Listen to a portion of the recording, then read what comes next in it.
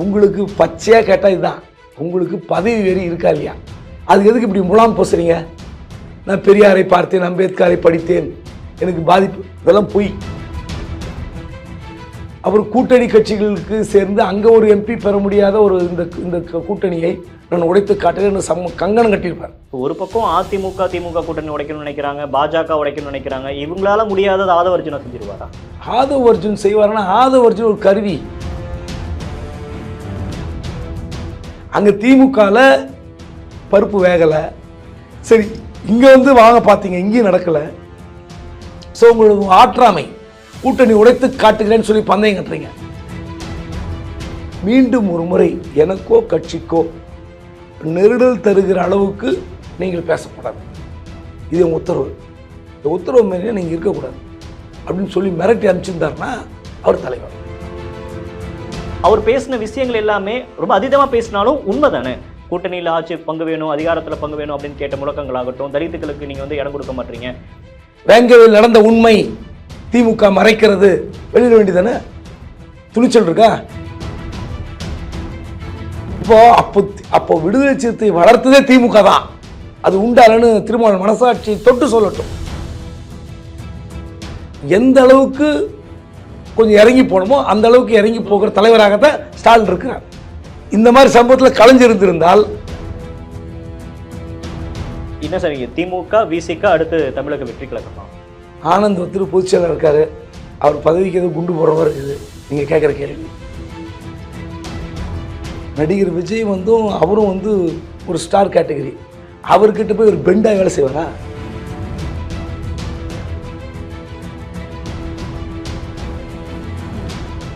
டிடிபேட் நேயர்களுக்கு வணக்கம். இன்றைய சிறப்பு நேர்காணலில் நம்மோடு இணைந்திருக்கிறார் மூத்த பத்திரிகையாளர் குபேந்திரன் அவர்கள். சார் வணக்கம். வணக்கம். ஆதவ அர்ஜுனா 6 மாதம் இடைநீக்கம் செய்யப்பட்டிருக்காரு.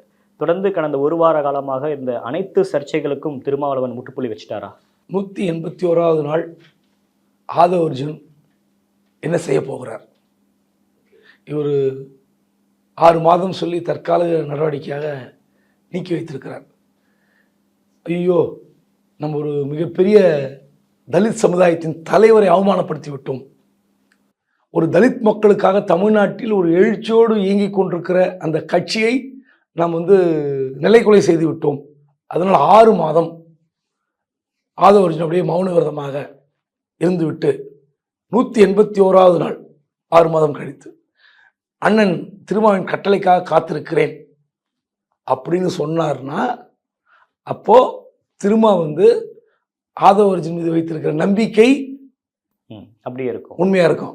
ஆதவ அர்ஜுன் இப்போ வெளியே போன பிறகு 2026 திருமாவளவன் கூட்டணியே மாறாமல் இருந்தால் அவர் இன்னைக்கு கேட்ட கேள்வி, என் மீது நம்பகத்தன்மை, என் கட்சி மீது நம்பகத்தன்மை எல்லாம் வந்து சந்தேகத்தோடு பார்த்தார்களே, அதெல்லாம் தவறு அப்படின்னு சொன்னார்னா அப்போதான் நம்ம நம்ப முடியும்.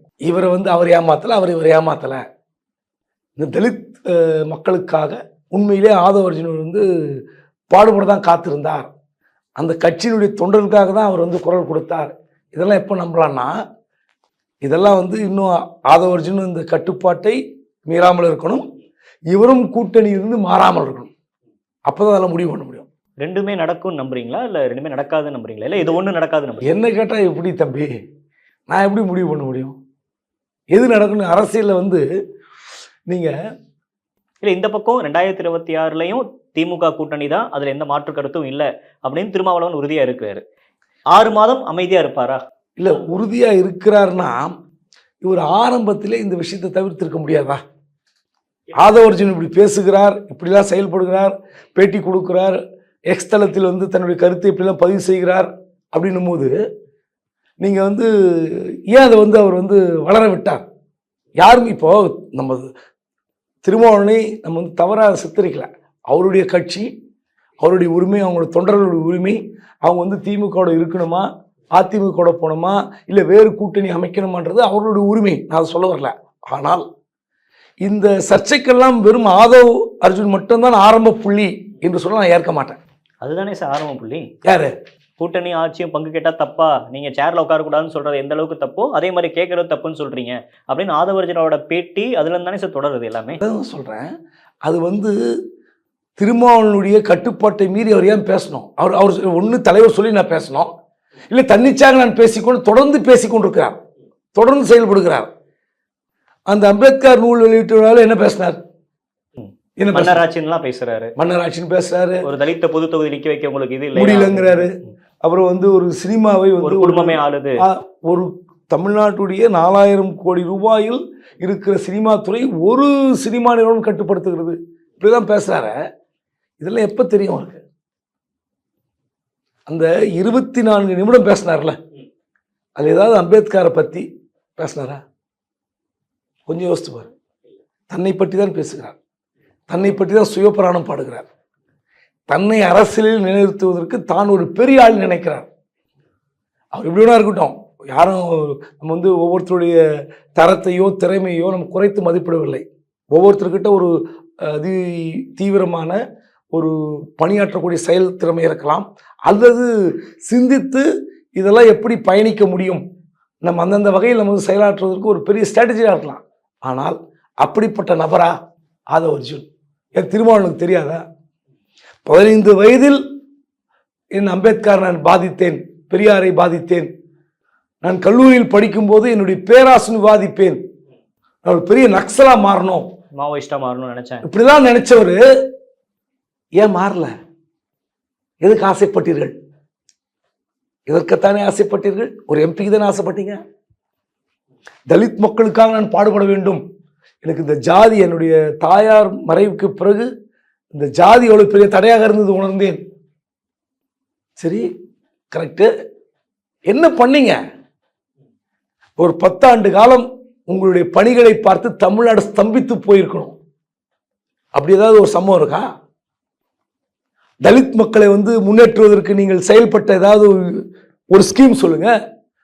நான் 16ல் ஒரு யுத்தம், 19ல் ஒரு யுத்தம், 21ல் இந்த இடைப்பட்ட 9 ஆண்டுகளில் மாவட்டம் தோறும் ஒரு தலித் விளையாட்டு வீரரை தேர்வு செய்து நான் இப்படிலாம் பயிற்சி வைத்தேன், அவளுக்கு நான் சொந்தமாக பணம் ஷூ வாங்கி கொடுத்தேன், ட்ரெஸ் வாங்கி கொடுத்தேன், இந்த நாட்டுக்கு போட்டிக்கு நான் விமான டிக்கெட் வாங்கி அமிச்சேன் ஒரு சம்பவம்.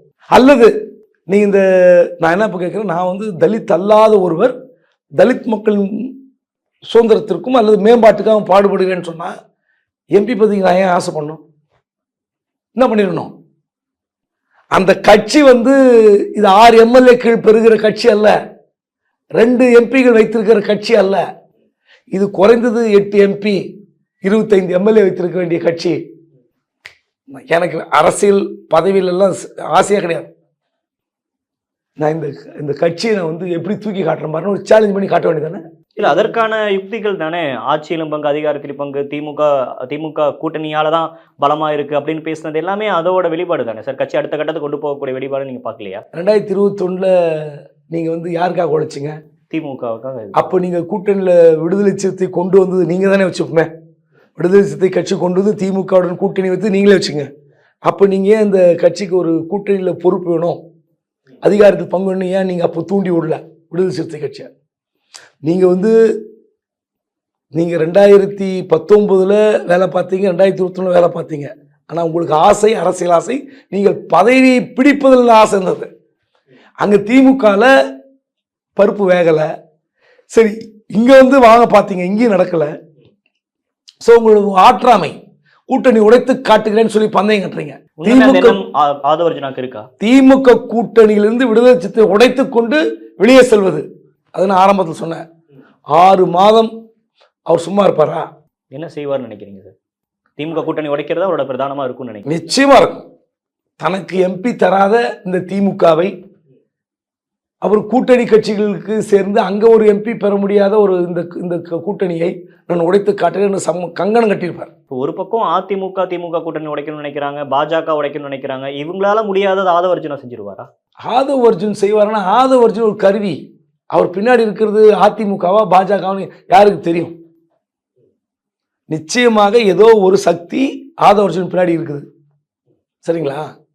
அந்த பணியை அவர் ரொம்ப தீர்க்கமாக செய்கிறார். அவர் வந்து இப்போ யார் ஒருத்தர் வந்து அந்த திமுக தலைமையில் நெருக்கமாக இருந்து, அந்த குடும்பத்திற்கு நெருக்கமாக இருந்து எல்லா விஷயங்களும் தெரிந்து வைத்திருப்பவர். அவர் வந்து திடுதிப்புன்னு விடுதலை சிறுத்தை கட்சிக்கு போகிறார். யோசித்து பாருங்க. அப்போது அந்த நீங்கள் எதுக்காக போனீங்க? பிசிகால ஏதோ ஒரு கொள்கை பிடிச்சி வந்திருக்கும். அதுக்கு நீங்கள் 2021 போயிருக்கலாமே. 15 வயதில் நான் பாதிக்கப்பட்டேன், கல்லூரி படிக்கும்போது பாதிக்கப்பட்டேன்னு சொல்கிற அவர் ஏன் நேர விடுதலை சிறுத்தை கட்சியில் போய் சேர்ந்துருக்கலாமே? பின்ன வயசு அவருக்கு என்ன வயசு? 40 மேலே இருக்குமா? சரி, நீங்கள் 20 வயசு கல்லூரி படிப்பு முடித்த பிறகு ஏன் நீங்கள் ஒரு தலித் கட்சியில் போய் சேரல? இல்லை வெறும் தலித் மக்களுடைய மேம்பாட்டுக்காக நான் என்னுடைய வாழ்நாளை அர்ப்பணிக்கிறேன் ஏன் வரல? வராது. அழகாக அவர் சொன்னார்ல, மன்னர் ஆட்சி நடக்குது, பிறப்பால் ஒருத்தர் வந்து முதலமைச்சர் ஆகக்கூடாது, கருத்தியல் தலைவராக இருப்பவர் தான் வரணும்னு சொன்னார்ல. அதுக்கு அமீர் ஒரு பேட்டியில் அழகாக சொன்னார், பிறப்பால் ஒருத்தர் பணக்காரராகலாம், அல்லது வாரிசை கட்டி கொண்டதால் அந்த வந்து ஒரு பணக்காரராக மாறக்கூட வாய்ப்பு இருக்கும். ஆனால் ஆதரவு இல்லாமல் ஒருத்தர் தேர்தலில் ஜெயிப்பதோ ஆட்சி பிடிப்பதோ முதலமைச்சரோ முடியாது. ஒரு பலமான கட்சி திமுக, அது கூட்டணி கணக்குகளை வைத்து தான் ஆட்சி தக்க வைக்கிறது. அது உண்மை. எந்த கட்சியுமே நீங்கள் முடியாது. திமுகவும் சரி அதிமுகவும் சரி, கூட்டணி கணக்கு சரியாக இருந்தால் மட்டும்தான் ஆட்சி பிடிக்கும். அப்போ இவர் என்ன பண்ணியிருக்கணும்? ஏன் வந்து திமுக ஒழிச்சார்? அதான் எனக்கு திரும்ப திரும்ப கேள்வி. நீங்கள் ஒரு 20 வயதிற்குள் அம்பேத்கரை பற்றி பெரியாரை பற்றி பகுப்பாய்வு செய்து உணர்ந்த நிலையில் நீங்கள் என்ன பண்ணியிருக்கணும்? உங்களுக்கு பச்சையாக கேட்டால் இதுதான், உங்களுக்கு பதவி வெறி இருக்கா இல்லையா? அதுக்கு எதுக்கு இப்படி முலாம் பூசுறீங்க? நான் பெரியாரை பார்த்தேன், அம்பேத்கரை படித்தேன், எனக்கு பாதிப்பு, இதெல்லாம் பொய். பதவி வெறி. சார், இப்போ நீங்கள் பேசுகிறப்ப ஆரம்பத்தில் சொன்னீங்க, இவ்வளோ ஆதவஜன் இப்படியெல்லாம் பேசுவார் அப்படின்னு திருமாவளவனுக்கு தெரியாதா அப்படின்னு. அவருக்கு தெரிஞ்சிருக்கணும்னு எப்படி சார் நம்ம சொல்ல முடியும்? அவர் தெரிஞ்சுதான் இதெல்லாம் பேசுகிறாரு அப்படின்றது எந்த நம்ம அந்த முடிவுக்கு வந்துடும்? திமுகவில் யாரோ ஒருத்தர் வந்து ஒரு படி மேலே பேசுவாங்க. ஏதோ ஒரு கட்டத்தில் RS பாரதியோ ராசாவோ யாரோ ஒருத்தர் ஒரு கட்டத்துக்கு மேலே பேசுவாங்க. அவர் கூப்பிட்டு திமுக தலைவர் கூப்பிட்டு கண்டிப்பார், இந்த முறை பேசிட்டீங்க, தயவுசெய்து பேசாதீங்க, அடுத்த முறை பேசாதீங்க, உடனே உணர்ந்துருவாங்க.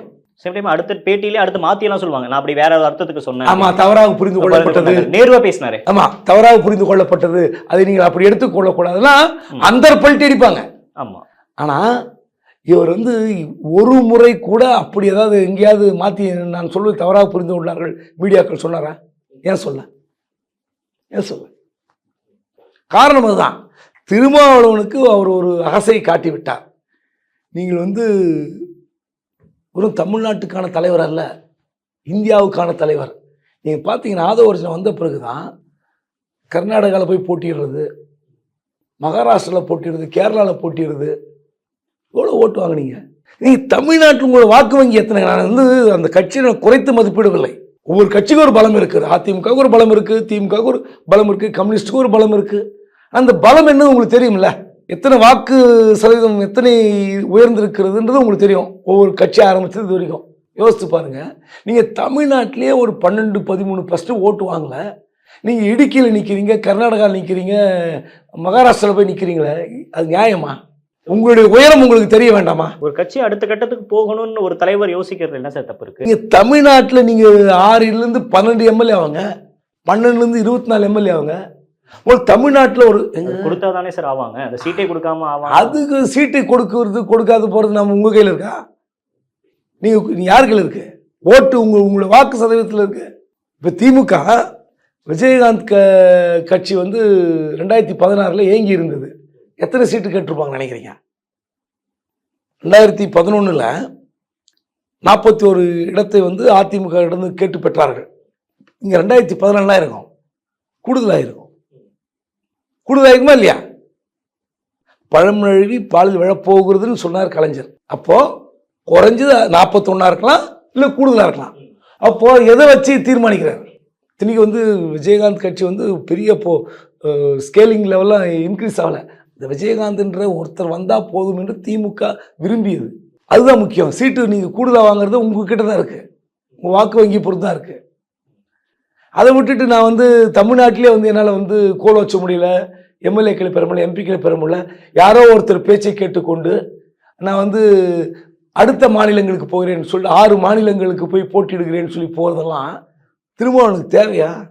இது பின்னாடி இருந்து இயக்குனது ஃபுல்லாகவே ஆதவர்ஜன் முழுக்க ஆதவ். நீங்கள் இப்படி அதாவது அவருக்கு தெரியாத ஏமாந்து போயிட்டான்னு சொல்ல, ஒரு ஆசை காட்டியதற்கு திரும்ப எப்படி பலியானார்னு தான் எனக்கு ஆச்சரியமா இருக்கு. இல்ல அதுதானே சார். இப்ப அந்த கேள்விதான். திருமாவளவன் அவர்கள் மற்ற தலைவர்களோட ரொம்ப மெச்சூரான லீடர் அப்படின்னு எல்லாருமே பேசுறோம். அவர் அந்த அளவுக்கு ரொம்ப மெச்சூரா அரசியல் நகர்வுகளை நகர்த்துறாரு. அப்படி இருக்கிறப்ப பக்கத்துல இருந்து இவ்வளவு டிஸ்டர்ப் பண்ற ஆதவ அர்ஜுனாவை ஏன் அவர் வந்து முன்னாடியே கெஸ் பண்ணாம விட்டாரு? அதுதான் எனக்கு புரியல. ஏன் அப்படி போய் நீங்க வந்து அவர்கிட்ட ஐக்கியமானீங்க? அப்படி என்ன ஆதவ அர்ஜுன் ஒரு பெரிய தேர்தல் ஸ்ட்ராட்டஜி? நீங்க பிரசாந்த் கிஷோர் வந்து பாஜகவை ஜெயிக்க வைத்தார், திமுகவை ஜெயிக்க வைத்தார். சரி, அவர் பீகார் தேர்தல் என்ன ஆனார்? அவரே நீங்க பெஸ்ட் கோச், நீங்க பெஸ்ட் கோச், தம்பியை கூட்டு போய் ட்ரெயின் பண்றீங்க, ஓட வைக்கிறீங்க 100 மீட்டர் 200 மீட்டர்னு. திடீர்னு யாராவது வந்து கேள்வி கேட்டு யார் அந்த பேட்டி எடுப்பாங்க, தம்பி எனக்கு எல்லாருக்கும் காரணம் பிரதீப் தான், அவர் தான் எனக்கு கோச்சு, குருநாதர், என்னை வந்து என்னுடைய திறமை வெளிக்கொண்டது அவர் தான், நான் தங்கப்பதக்கம் வாங்கினது அவர் தான், எல்லாம் அவர் தானே. நீங்கள் ஓடி வாங்கிட முடியுமா? முடியாது. நீங்கள் தான் பெஸ்ட் கோச்சுன்னு சொன்னார, அதுக்கு அப்போ என்ன அர்த்தம்? பெஸ்ட் கோச் வந்து ஒரு வீரனை வந்து பதக்கம் வாங்க வைக்கலாம், ஓட்டப்பந்தயத்திலோ நீச்சல் போட்டியிலோ அல்ல எதுலையோ கலந்து கொள்ள வைத்து நீங்கள் வந்து அவரை வந்து முன்னுக்கு கொண்டு வர திறமைசாலியாக இருக்கலாம். நீங்கள் வந்து அந்த பதக்கத்தை வாங்க முடியாதுல்ல, யதார்த்தம் தானே. இந்த விஷயத்தை புரிஞ்சுக்கணும். பிரசாந்த் கிஷோருக்கு இது பொருந்தும்.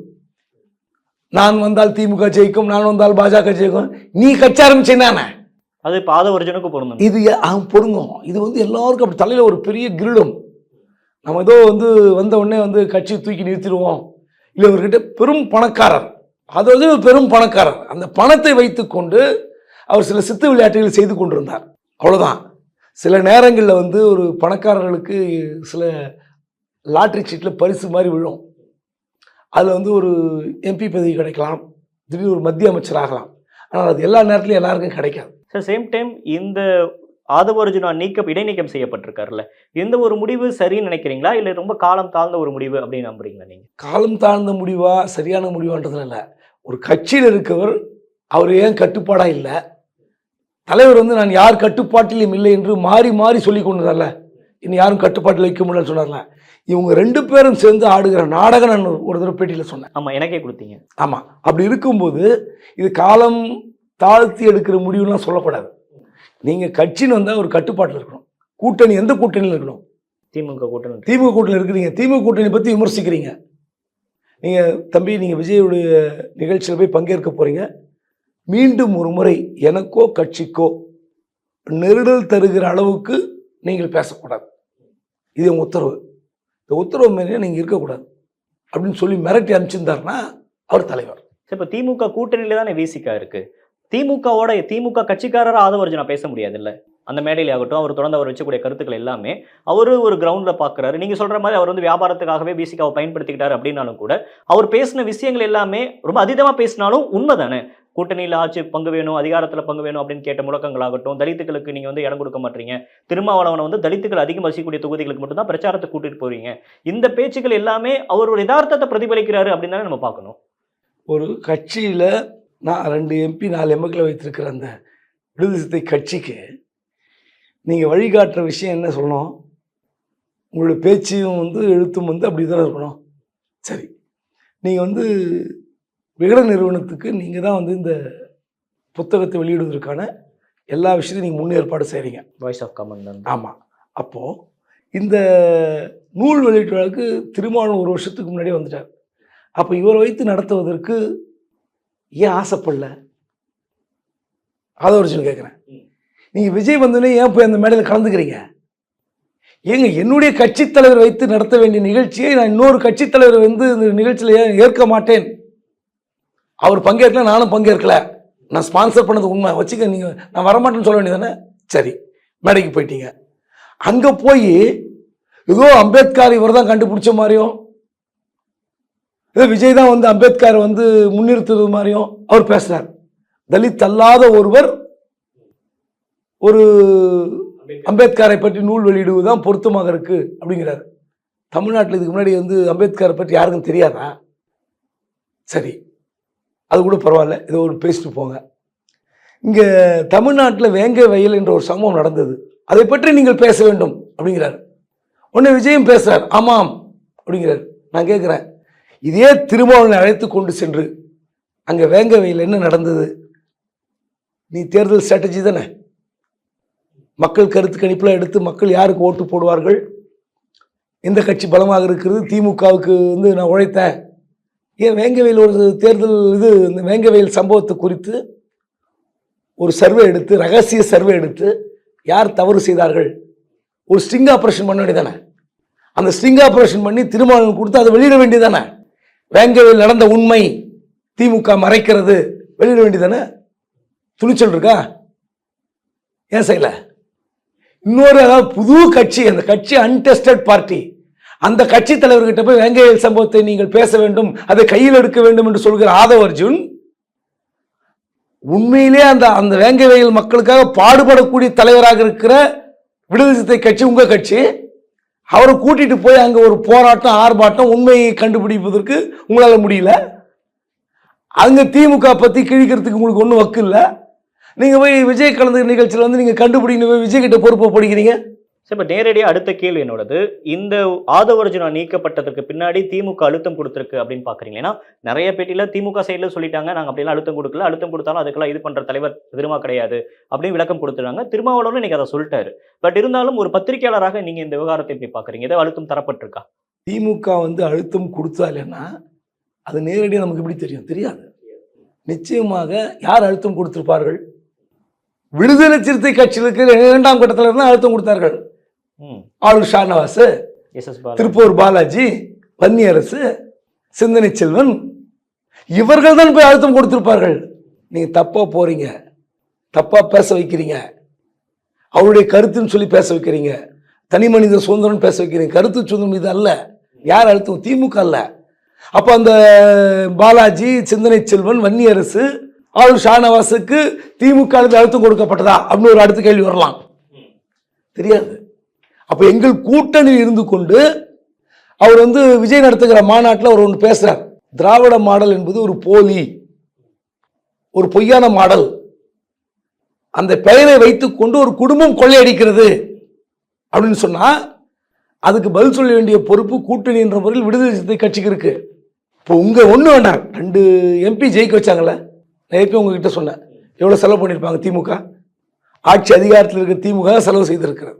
அப்போ அதை ஒப்புக்கொள்கிறாரா விஜய்? சொல்றாருல, ஒரு குடும்பம் கொள்ளையடிக்கிறது, திராவிட மாடல் போலியானது என்று சொல்வதை திருமாவளவன் உண்மையை ஒத்துக்கிட்டு தான் அங்கே போகணும். அது ஒத்துக்கணும்ல முதல்ல. அதுக்கு வாய்ப்பு இருக்கா? ஒத்துக்கிட்டா என்ன ஆகும்? நீங்க அரசியல்ல நீங்க எப்படின்னா, நாங்கள் சொன்ன கோரிக்கை ஏற்கவில்லை, நாங்கள் கேட்ட தொகுதியை கொடுக்கவில்லை, அல்லது எங்களை அவமானப்படுத்தி விட்டார்கள் வெளியே வரலாம். மற்றபடி நீங்கள் ஒரு கூட்டிலேருந்து ஒரு கூட்டில் மாறும்போது இது மாறக்கூடாதெல்லாம் ஒன்றும் கிடையாது. அவர் எடப்பாடி பழனிசாமி சொன்னார்ல, திமுக இருக்கிற கட்சியெல்லாம் அடிமை சாசனம் எழுதி கொட்டுவது போல இருக்கிறதுன்னு. அவங்களுக்கு என்னடா அது ஒரு 3-4 தேர்தலாக இப்படி ஃபெவி பாண்டு போட்டு ஒட்டின மாதிரி இருக்காங்களே, யாரும் வரலன்ற ஆதங்கத்தில் அவர் சொன்னார். ஆனால் நீங்கள் பிரச்சனைன்னு வரும்போது கம்யூனிஸ்ட் எதிர்த்து போராடுகிறது, விடுதலை எதிர்த்து போராடுகிறது, காங்கிரஸ் போராடுகிறது கூட்டணியில். அதை மீறியும் கூட்டணி எப்படி ஒன்றாக இருக்கிறது? சாம்சங் பிரச்சனையாக இருக்கட்டும், வேங்கவேல் பிரச்சனையாக இருக்கட்டும், ஒற்றுமையாக இருக்காங்க. இது எப்படி முடியுதுன்னு அவங்களுக்கு தெரியல. காரணம், ஸ்டாலின் தான் இந்த கூட்டணி கட்சியை அந்த அளவுக்கு நடத்தி இழுத்து கொண்டு போறார். எந்த அளவுக்கு கொஞ்சம் இறங்கி போகணுமோ அந்த அளவுக்கு இறங்கி போகிற தலைவராகத்தான் ஸ்டாலின் இருக்கிறார். இப்போ கலைஞர் மட்டும் இப்போ கூட்டணி கட்சி தலைவர். நான் ஒரு அனுமானத்தில் யூகத்தில் சொல்றேன், இப்படி ஒரு விடுதலை சிறுத்தை கட்சியில் ஒருத்தர் சேர்ந்து குடைச்சல் கொடுத்திருந்தால் கலைஞர் என்னெல்லாம் பண்ணியிருப்பாரு? இதே 2006 to 2011 திமுக கூட்டணியில் விடுதலை சிறுத்தை கட்சி இருக்கிறது. அப்போது திருமாவளவன் மீது என்னெல்லாம் புகார் வைத்து செல்வ பெருந்தகை இப்போ காங்கிரஸ் தலைவராக இருக்கிற வெளியே வந்தார். அப்போ திமுக நடத்த கட்சி உடைச்சிருக்கலாம். திமுக விடுதலை சிறுத்தை கட்சி ஒண்ணுமே பண்ணல. அவர் பேச்சுவார்த்தை நடத்தினார். யாரு? கலைஞர் செல்வ பெருந்தகையும் திருமாவளவன் அழைத்து பேச்சு 2 பேரும் ஒன்னா இருங்க, பிரியாதீங்கன்னு சொன்னாரு. ஆனா இப்படி ஒரு சந்தர்ப்பம் கிடைத்தால் ஒரு பெரிய கட்சி அந்த கட்சி 2ஆ உடைக்கும். திமுக செய்யும், நான் செய்யாதுன்னு சொல்ல. ஆனா இதுல அமைதி காக்குறாங்க, அவங்க ஒரு ஜனநாயகம் அப்படின்னு நம்புறாங்க. அப்போ விடுதலை சிறுத்தை வளர்த்ததே திமுக தான். அது உண்டாலன்னு திருமாவளவன் மனசாட்சி தொட்டு சொல்லட்டும். தமிழ்நாடு முழுவதும் விடுதலை சிறுத்தை கட்சிக்கு எதிராக பல புகார்கள் வந்தன. அந்த புகார்கள்லாம் திமுக கண்டுகொள்ளவே இல்லை. அது திருமாவளவனுக்கு தெரியும், திருமாவளவனோட அடுத்த நிர்வாகிகளுக்கு தெரியும். அப்படி இருக்கும்போது அப்போ திமுக அந்த விடுதலை சிறுத்தை கட்சி வளர்த்த காலகட்டம் 2006 to 2011 உண்டாயிலான்னு கேளுங்க.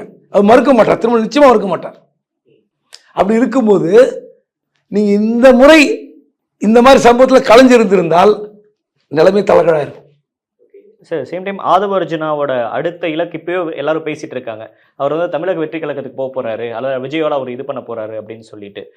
என்ன சார் திமுக விசிக அடுத்து தமிழக வெற்றி கழகமா? பாவம் அங்க ஆனந்த் ஒருத்தர் பொதுச் செயலர் இருக்காரு, அவர் பதவிக்கு எதுவும் குண்டு போடுற மாதிரி இருக்குது நீங்க கேட்குற கேள்வி. எனக்கு தெரிஞ்சு அவர் அங்கே போனார்னா அவர் அந்த இடத்தை அடைஞ்சிடுவார், சுலபமாக அடைஞ்சிடுவார். அவர் எங்கே போனாலும் அவருக்கு ஈஸியாக பதவி கிடைக்கும். ஆனால் ஒன்றே ஒன்று தான், நீங்கள் வந்து சில நேரங்களில் பணக்காரர்களுக்கு ஏதோ ஒரு பதவி கிடைச்சிடும், அவங்க ஆசைப்படுற பதவி எம்பியோ எம்எல்ஏவோ கிடைச்சிடும். இப்போது மதுரையில் ரித்தீஷ்னு ஒருத்தருக்கு எம்பி சீட் கொடுத்தாங்க, நடிகர் இறந்து போயிட்டார். அவர்லாம் எப்படி திமுகவில் சீட்டு கொடுத்தான்னு யாருக்குமே தெரியாது. அழகிரியை போய் பிடித்தார், சீட்டு வாங்கினார், எம்பி ஆனார். அதே மாதிரி இங்கே ஒரு கொலை கேஸில் மாட்டினார்ல கடலூர் ரமேஷ், அவர் யாருன்னே தெரியாது, பெரும் பணக்காரர், பணம் கொடுத்தாரு, எம்பி ஆனார். அவர் முன்னாடி என்னாச்சு, அவர் கொலை கேஸில் மாட்டினார், அப்படியே விட்டாங்கன்னு வச்சுங்க, கொடுக்கல இந்த தடவை. ஏன் இந்த மாதிரியான நபர்கள், இவரோட வேகம் இருக்குல்ல, இது வந்து அரசியலுக்கு சரியாக வராது. நீங்கள் பணம் இருந்தாலும் கொஞ்சம் முன்ன பின்ன எல்லாத்தையும் அனுசரித்து போகணும். ஒரு சொந்த குடும்பம் அனுசரிக்கணும், அதுக்கப்புறம் கட்சி தலைமை அவங்கள அனுசரிக்கணும், அப்புறம் கட்சி தலைமையோட குடும்பத்தினுடைய பகையை சம்பாதிக்கக்கூடாது. திமுக குடும்பத்தில் இருக்கிற அதிகாரமிக்க பீடங்கள், மாப்பிள்ளை ஒரு பக்கம் பவர் சென்டரு, மகன் ஒரு பவர் சென்டரு, ரெண்டுத்தையும் பகைச்சிக்கிட்டீங்க. அப்போ யோசித்து பாருங்க, அந்த கட்சிக்கு உழைத்த நீங்கள் தேர்தல் வேலைகள்லாம் பார்த்து நான் அப்படி செலவு பண்ணேன், இப்படி செலவு பண்ணேன் எல்லாம் சொல்கிறார்ல, ஆஃப் த ரெக்கார்டை வெளியெல்லாம் சொல்கிறார். அந்த திமுக கூட்டணி 2021 நான் அவ்வளோ செலவு பண்ணுங்கிறார். அது உண்மையாக போயின்னு திமுக குடும்பத்துக்கு தெரியும், திமுக தலைமைக்கும் தெரியும். ஆனால் ஏன் முடிச்சுட்டு உங்களால் நீங்கள் ஆசைப்பட்ட பதவி ஏன் நீங்கள் வந்து அடைவதற்கு பொறுமை காக்கல? அதான் சிக்கல். ஓகே, பொறுமை காக்கவில்லை என்றால் அரசியலில் அசிங்கம் தான் வரும். இது ஒரு பெரிய கட்சிங்க சார். இப்போ தமிழக வெற்றி கழகம் இப்போ தான் புதுசாக வரக்கூடிய கட்சி. அங்கே நிறைய வேகன்சிஸ் இருக்கும்ல, அது ஈஸியாக அவருக்கு அவர் என்ன நினைக்கிறாரோ அதை அங்கே நடத்த முடியாதா? அதாவது நீங்கள் கீழே இருந்து, அதுவும் நான் சொன்னேன், பணக்காரங்க வந்து பொறுமையாக இருக்க முடியாது. அவங்களுக்கு அந்த ஹரி இருக்கும். நீங்கள் கீழே இருந்து கிளை செயலாளர், பகுதி, நகரம், ஒன்றியம், மாவட்ட செயலர் வந்தாங்கன்னா அதில் நிறைய அடிபட்டிருப்பாங்க, நிறைய அவமானப்பட்டிருப்பாங்க. அப்போது வந்து திமுக தலைமைக்கோ இல்லை எந்த கட்சி தலைமைக்கோ எப்படி நடந்துக்கணும்னு அவங்களுக்கு தெரியும். இவர் அப்படிப்பட்டவர் அல்ல. எவ்வளோ பணம், எவ்வளோ மேடை, எவ்வளோ செலவு, நான் பார்த்துக்கிறேன், பாஸ் ஓவர் பண்ணுவார். அதுதான் திமுக நடந்தது. நான் இவ்வளோ செலவு பண்ண எனக்கு எம்பி கொடு, விடுதலை சிறுத்தை கட்சியில் சேர்ந்து விரகனூர் மாநாட்டை நடத்தி முடித்து விட்டு எம்பி கொடு. இப்போ நடிகர் விஜய் வந்தும் அவரும் வந்து ஒரு ஸ்டார் கேட்டகரி, அவர்கிட்ட போய் ஒரு பெண்டா வேலை செய்வாரா, பைண்டாவாரா? அங்கே வந்து எப்படி இருக்கணும்னா அந்த தனி மனித வழிபாடு. பார்த்தீங்களா ஆனந்த், பார்த்தீங்களா எப்படி எப்படி எப்படி ஆக்ட் பண்ணுறாரு பார்த்தீங்களா? கட்சி கொடி அறிவிக்கும் போது கட்டப்பையில் எடுத்துன்னு வர்றார் கொடியை, எப்படி இந்த ஜவுளிகள்லாம் கொடுப்பாங்களே, கட்டப்பையில் எடுத்துன்னு வர்றார். அப்போ பொதுச் செயலாளர் என்பவர், நீங்க கட்சியோட பொதுச் செயலாளர் எப்படி நடத்துறீங்க? கட்டப்பையில் தூக்கி வர மாதிரி நடத்துறீங்க. அன்னைக்கு அரிசி மூட்டைலாம் கொடுக்குறாரு பனையூர்ல, அன்னைக்கு பார்த்தீங்களா ஒரு வேலையை? இப்படி அப்படி இப்படி இப்படி தள்ளுறாரு. நீங்க அங்க விஜய் கிட்ட நீங்க எப்படி இருக்க முடியும்? அங்கேயே அவர் சேரலாம், சேராமல் போகலாம். அங்கு சேர்ந்தாலும் இவர் நீடிப்பாரா? இவருடைய அந்த பணத்துடைய வலிமை காரணமாக இவர் நடந்து கொள்கிற நடத்தி அவருக்கு எதிராக போய் முடியும். ஏன்னா ரெண்டு உதாரணம் தான். ஓகே சார், இறுதியாக ஒரு கேள்வி சார். அம்பேத்கரை முன்னிறுத்தி ஏற்கனவே பிசிகா இங்கே ஒரு அரசியல் பண்ணிட்டு இருக்காங்க, தலித் வாக்குகளை குறி வச்சு அவங்க ஒரு அரசியல் நடத்திட்டு இருக்காங்க. இப்போ தமிழக வெற்றி கழகமும் அம்பேத்கரை மேற்கோள் காட்டுறாங்க, தலித் அரசியலை அவங்க கையில் எடுக்கணும் அப்படின்னு நம்புறாங்க. அப்படின்றப்ப விசிகாக்கு ஏதேனும் பாதிப்பை ஏற்படுத்த வாய்ப்புகள் இருக்கா? இப்போ ஆதவர்ஜனா இன்கேஸ் அங்கே போறாரு அப்படின்னாலும் கூட. ஏதோ அம்பேத்கரை வந்து போன மாதம்தான் இவங்க கண்டுபிடிச்சி கொண்டு வந்து விடுதலை சிறுத்தை கட்சிக்கு அறிமுகப்படுத்துகிறாங்க. இல்லை விடுதலை சிறுத்தை கட்சி தான் பேட்டன் ரைட் வச்சுருக்கா அம்பேத்கருக்கு? அப்புறம் நீங்கள் அப்படிலாம் கிடையாது. எந்த கட்சி அம்பேத்கரை வந்து வெறுக்க போகிறது?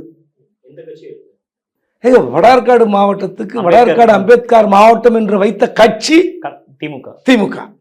அம்பேத்கர் சட்டக்கல்லூரின்னு பெயர் சூட்டினது திமுக. அப்போ நீங்க யோசிச்சு பாருங்க, அம்பேத்கர் பெயரை வந்து ஏற்கனவே எல்லோரும் கொண்டாடி தீர்த்து விட்டார்கள். நீங்க அந்த இதுக்காகலாம் இல்லை, நீங்க விடுதலை சிறுத்தை கட்சி அந்த மக்களுக்கான கட்சி, அந்த தலித் மக்களுக்கான ஒரு பிரதிநிதித்துவப்படுத்துகிற கட்சி.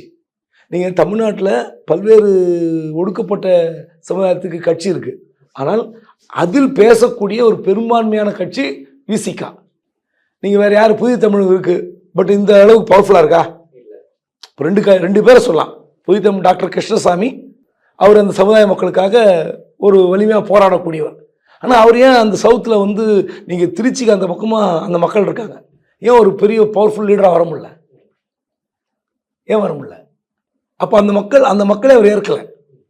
முழுவதுமாக ஏற்றுக்கொண்டிருந்தால் கண்டிப்பாக ஒரு பெரிய ஒரு சவுத்தில் அவர் ஸ்ட்ராங்காக இருப்பார், நார்த்து டெல்டாவில் இவர் ஸ்ட்ராங்காக இருப்பார். ரெண்டு பேரும் இணைந்திருந்தால் இந்த ஒடுக்கப்பட்ட மக்கள் சொன்னார்ல ஆதவர்ஜன், 1,40,00,000 பேர் இருக்கிற தலித் மக்கள் எல்லாரும் சேர்த்து தான் சொன்னார். அப்போ இந்த இரண்டு பெரிய சமுதாயம் அந்த பிரிவு இருக்குது, அந்த ரெண்டு பிரிவு ஒன்று சேர்ந்து ஒரே தலைவர் ஒரு குடையின் கீழ் வந்திருந்தால் நீங்கள் யோசித்து பாருங்கள், தமிழ்நாட்டில் எந்த சமுதாயத்துக்கு இடஒதுக்கீடு அதிகம்? 18% யாருக்கு? அந்த மக்கள் தொகையின் அடிப்படையில் தான் அந்த இடஒதுக்கீடு. 18% வாக்கு வங்கி, அது ஒட்டுமொத்தமான வாக்கு வங்கி. திமுக இருக்கு, அதிமுக எல்லாம் காங்கிரஸ் இருக்கு, நான் சொல்ல வரல. அப்படி நான் சொல்றேன், அந்த சமுதாயத்தின் அடிப்படையில் ஒரு வாக்கு வங்கியாக ஒரு கட்சி இருந்தால் அந்த கட்சியோட வலிமை எப்படி இருக்கும்? எலெக்ஷன் முக்கியமான ரோல் பிளே பண்ணுவாங்க. அதனால அம்பேத்கர் வந்து இவங்க கொண்டாடுறாங்க அவங்க கொண்டாடுறாங்க, வாக்கு வங்கி விசிகாக்கு குறையுமா குறையாதா, தாவேக்காக்கு அதிகரிக்கும் அப்படிலாம் கிடையாது. அவர் ஏதோ ஒரு புது ட்ரெண்டில் அதை கொண்டு வந்து இறக்குறார். தன் கட்சிக்காக அந்த சமுதாய மக்களுக்கு அந்த இளைஞர்களை ஈர்ப்பதற்காக விஜய் செஞ்ச ஸ்ட்ராட்டஜி, அவ்வளோதான். அதெல்லாம் வந்து அப்படி பார்த்தீங்கன்னா வந்து வெறும் தலித் மக்கள் மட்டும்தான் விஜய் ஆதரிப்பாங்களா? மற்ற சமுதாய மக்கள் ஆதரிக்க மாட்டாங்களா? எல்லா சமுதாய மக்களும் விஜய் ரசிகராக இருக்காங்களா? அவருக்கு ஒரு வாய்ப்பு இருக்குது, தேர்தலில் அவருக்கு ஒரு வாக்கு வங்கி உருவாக போகிறது. ஆனால் அவர் எப்படி பயன்படுத்தி கொள்ள போகிறார் அப்படின்றது தான், அதுதான் முக்கியமாக பார்க்கணும். ஓகே சார், நிறைய விஷயங்கள் பகிர்ந்துக்கிட்டீங்க. நேரம் கொடுத்தீங்க, நன்றி. தேங்க்யூ. நன்றி.